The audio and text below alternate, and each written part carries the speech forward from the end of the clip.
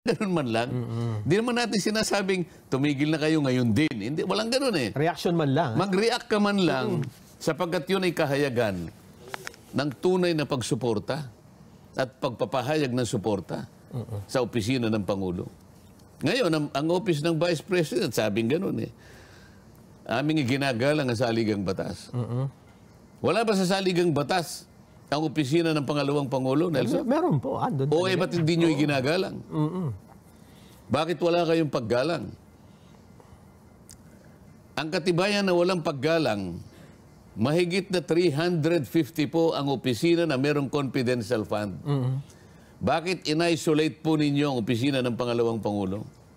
Kung wala po kayong iniisip na pamumulitika, bakit hindi po niya lahat kinuha yung mga opisina na yon para lahat po'y pag-aralan, para makagawa po kayo ng batas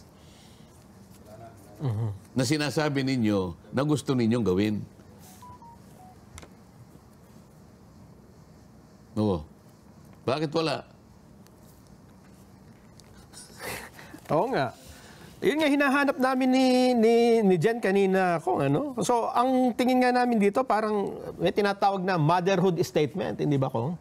Parang statement na walang detalye at puro pangako. Hindi mo naman maintindihan kung alin dito. Isip-isipin mo, babanggitin lang ang saligang batas. Para lang ano lang, may sasabihin silang, mabanggit lang ang saligang batas. Ayun, sa diwa ng Constitution, nangangako kami.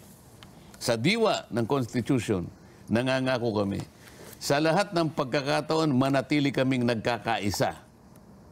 Kasama si Pangulong Ferdinand R. Marcos Jr. sa pagtataguyod at pagtatanggol sa Constitution, sa pagtiyak ng kapakanan ng ating mga mamayan at sa pangangalaga ng